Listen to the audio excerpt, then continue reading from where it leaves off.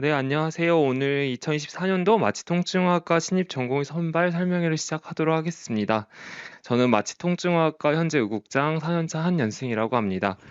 먼저 학생 때 이제 마취통증의학과가 무슨 일을 하는지에 대해서 잘 모르시는 분들도 있을 것 같아 마취통증의학과에 대해서 먼저 설명을 하고 저희 전공의들을 위해서 어떠한 커리큘럼이 있는지 그리고 전공의 업무가 어떤 게 있는지 그리고 마취통증의학과 전문의가 되어서 어떠한 진로와 전망을 갖고 있는지를 설명해 드리도록 하겠습니다.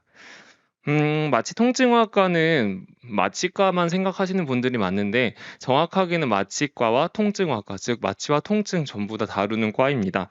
이와 함께 저희가 중환자의학까지 다루고 있는 폭넓은 과라고 볼 수 있겠습니다. 특히 마취에 있어서는 전신 마취, 부위 마취, 그리고 MRI와 CT 등에 있어서의 진정 마취까지 다루고 있습니다.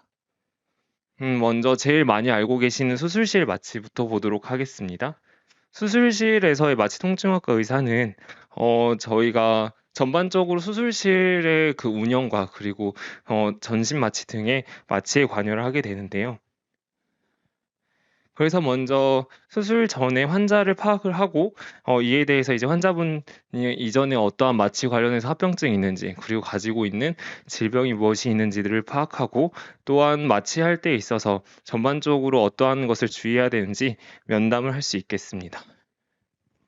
특히나 환자분들마다 개별화돼서 어떠한 마취가 제일 최선적으로 이루어져야 되는지를 준비할 수 있겠는데요.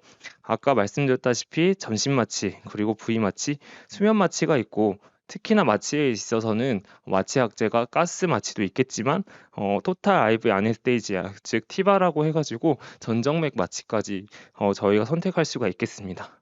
또한 약제들도 다양하게 있는데 이때 어떠한 약제들을 사용해야 될지 적절하게 결정을 해야 되겠고 또한 부위 마취에 있어서도 스파이널과 에피두랄 등으로 선택할 수가 있습니다.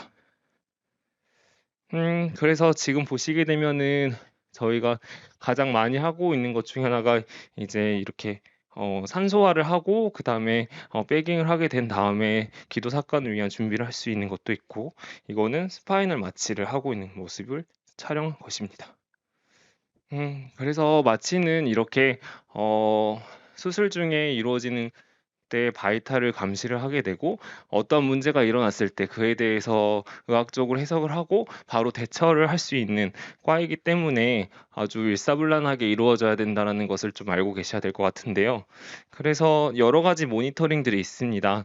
이렇게 마취 기계에 앞서서 모니터링 기계 그리고 이렇게 장치들이 여러 가지가 있어서 수술이 진행되는 동안 다양한 장비들로 여러 정보들을 감시, 분석하여서 환자의 상태를 정확하게 파악을 해야 됩니다.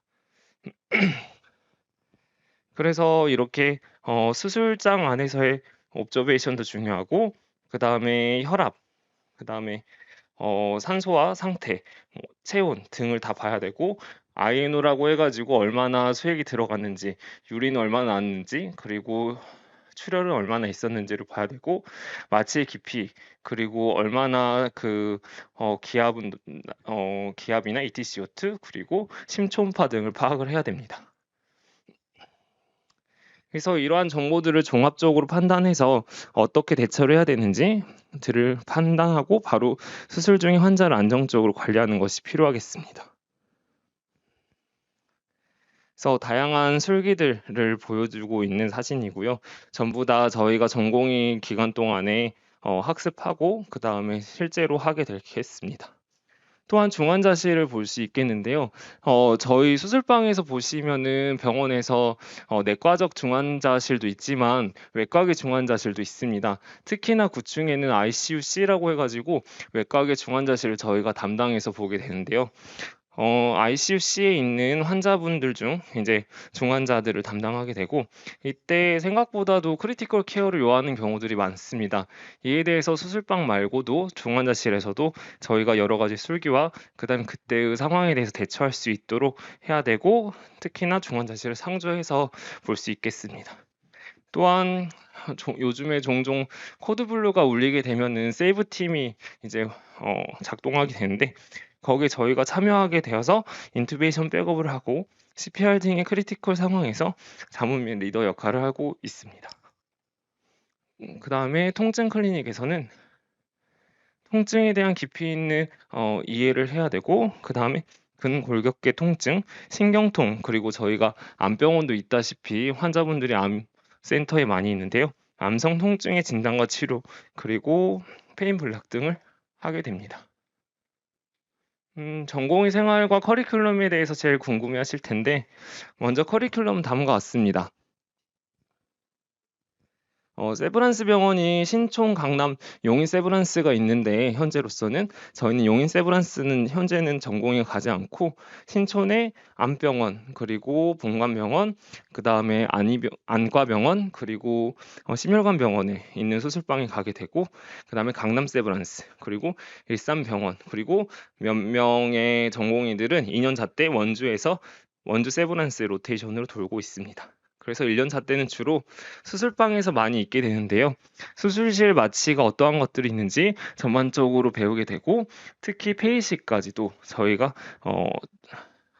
마취를 참여하고 있습니다. 2년차 때는 응급 간이식, 그리고 수술실 마취에 대해서 조금 더 자세히 알게 되고, 강남에선 특히나 심장 수술이 마취를 2년차 때부터 시작하게 되고, 이때부터 아까 말씀드렸던 중환자실과 그 다음에 페인 클리닉까지 하게 됩니다. 3년차 때부터는 저희가 수술방 운영에 대해서도 관여하게 되는 당직 치프 업무를 시작하게 되고, 그 다음에 수면 마취, 백업까지도 가게 됩니다.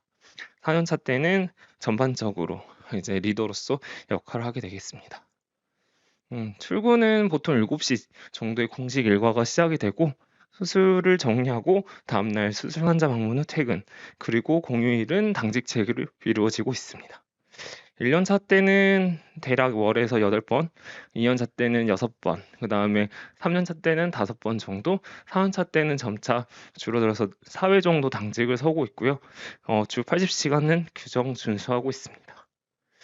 휴가는 저희는 매년 일주일씩 2번 보장하고 있고, 연차 순으로 휴가 일정을 선택하고 미리 이제 연 초에 다 정해지게 되는데요. 그렇기 때문에 미리 휴가 계획을 세울 수 있다는 장점이 있겠습니다.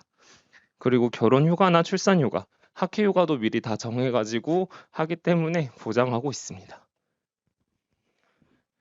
이 외에도 전공의 교육들을 이루어지고 있는데, 전공의 시뮬레이션 교육이 1년차부터 4년차까지 쭉 이루어지고 있고, 특히 ACLS 같은 경우에는 CPR 상황 등에 대해서 저희가 리더 역할을 해야 되기 때문에 이루어지고 있습니다. 학회는 매년 1인당 10만 원씩 국내 학회 참가비를 지원해주고 있고, 해외 학회에서 발표를 하게 되면은 해외 학회비도 지원해주고 있습니다. 그 다음에 저희 전공의가 이제 전문의 시험을 보기 위해서는 논문을 써야 되는데요. 1년차 때부터 멘토 멘티를 통해서 교수님과 매칭을 통해서 연구를 지금 진행하고 있고, 그래서 졸업할 때까지, 그러니까 전문의로서 시험을 볼 때까지 논문을 그 조건을 이수할 수 있도록 해주고 있습니다. 그 다음에 전문의가 되고 나서는 저희 마취과 의사들이 대학병원, 그 다음 준종합병원, 개원, 그리고 단과병원 마취 등으로서 다양한 분야로 나가고 있다는 것을 볼 수 있고, 그 다음에 저희 마취과는 다음과 같이 생각보다 많이 교원들이 있으시죠. 그렇기 때문에 다양하게 교육에 대해서 참여하고 계십니다. 일단은 전반적인 소개는 이러기까지 하고요. 궁금하신 사항이나 이런 거에 대해서는 지금 질문 받고 또한 개인적으로도 연락 주십시오.